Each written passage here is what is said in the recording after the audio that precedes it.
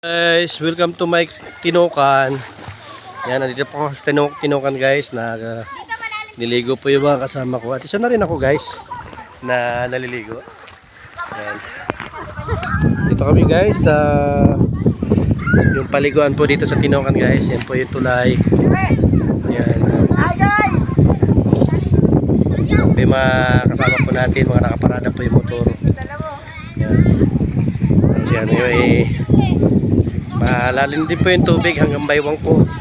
Tapos dun banda guys, medyo hanggang liig. Kaya sulit naman guys kasi wala namang bayad dito ang kwan. Malaki rin siya guys. Malawak din yung paliguan dito guys. Hanggang doon sa dulo guys. Yan. Hanggang doon sa dulo. Tapos bali may harang dito guys. Yan, papunta ron. Kaya yung tubig dito, ambis na diretso, tumataas guys. Yan.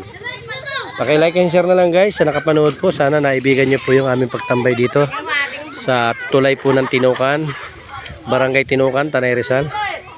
Yan, galing po kami ng Santa Ines guys.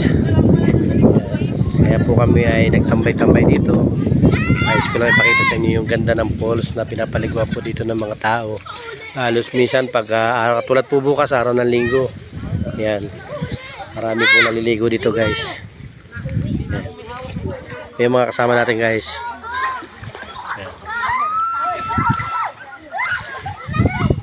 Tapos yung tubig dito guys, yan dito pumapasok. Papunta yata ito guys sa kwan. Hindi ako nagkakamali guys, parang palayan dito sa baryo ng Tinokan. Parang may mga palayan sila dyan, yung mga taniman ng mga gulay. Yan, doon siya dumidiretso guys.